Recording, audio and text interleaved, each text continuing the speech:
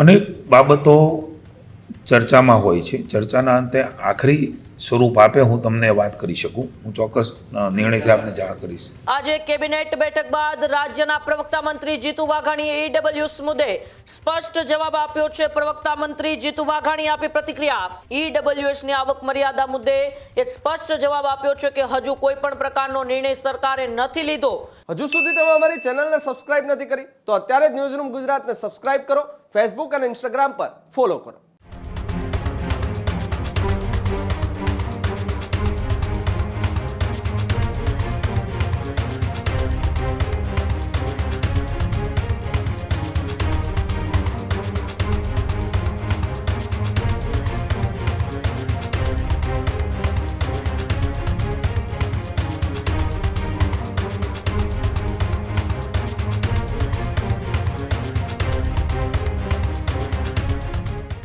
સમાચારમાં આગળ વાત કરીએ તો ઈડબ્લ્યુએસ મુદ્દે રાજ્ય સરકારે સ્પષ્ટ જવાબ આપી દીધો છે. જ્યાં આજે કેબિનેટ બેઠક બાદ રાજ્યના પ્રવક્તા મંત્રી જીતુ વાઘાણીએ ઈડબ્લ્યુએસ મુદ્દે સ્પષ્ટ જવાબ આપ્યો છે. પ્રવક્તા મંત્રી જીતુ વાઘાણીએ આપી પ્રતિક્રિયા. ઈડબ્લ્યુએસ આવક મર્યાદા વધારવાના મુદ્દે હજુ પણ રાજ્ય સરકાર વિચાર કરી રહી છે. અંતિમ નિર્ણય બાદ જ સરકાર સત્તાવાર રીતે જાહેરાત કરશે. હાલ ઈડબ્લ્યુએસ આવક મર્યાદા વધારવાનો કોઈ પણ નિર્ણય નથી લેવાયો તેવી વાત રાજ્યના પ્રવક્તા મંત્રી જીતુ વાઘાણીએ કરી. સમયાંતરે ચાલી રહેલી એ પ્રક્રિયાનો ભાગ હોય છે. એ પ્રક્રિયા હજુ શરૂ છે. કોઈ પણ પ્રકારનો નિર્ણય નથી લેવામાં આવ્યો તેવી વાત પ્રવક્તા મંત્રી દ્વારા કરવામાં આવી છે.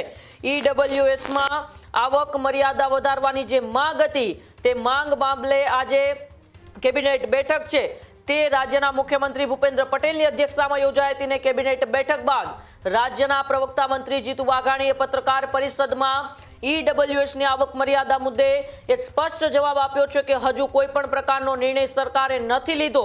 તેમની ઉપર વિચારણા ચાલી રહી છે અને જ્યારે પણ સરકાર એ સત્તાવાર રીતે જાહેરાત કરશે, સત્તાવાર રીતે નિર્ણય લેશે ત્યારે ચોક્કસથી લોકોને જાણ કરવામાં આવશે. ત્યારે હાલ ઈડબ્લ્યુએસની આવક મર્યાદા વધારવાનો કોઈ પણ નિર્ણય સરકારે નથી લીધો.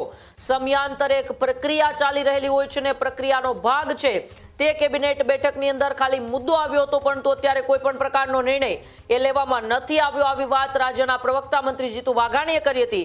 ત્યારે આવો આપણે સાંભળીએ ઈડબ્લ્યુએસ મુદ્દે રાજ્યના પ્રવક્તા મંત્રી જીતુ વાઘાણીએ શું સ્પષ્ટ જવાબ આપ્યો.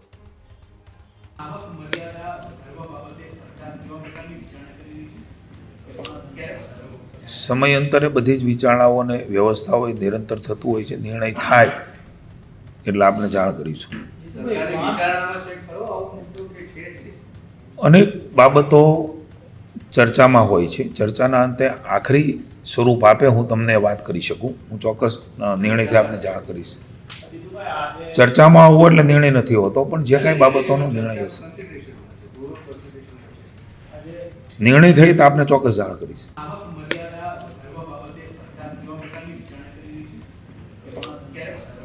સમયાંતરે બધી જ વિચારણાઓ અને વ્યવસ્થાઓ નિરંતર થતું હોય છે. નિર્ણય થાય એટલે આપણે જાણ કરીશું. અનેક બાબતો ચર્ચામાં હોય છે. ચર્ચાના અંતે આખરી સ્વરૂપ આપે હું તમને વાત કરી શકું. હું ચોક્કસ નિર્ણયથી આપને જાણ કરીશ. ચર્ચામાં આવવું એટલે નિર્ણય નથી હોતો પણ જે કાંઈ બાબતોનો નિર્ણય હશે નિર્ણય થઈ તો આપને ચોક્કસ જાણ કરીશ.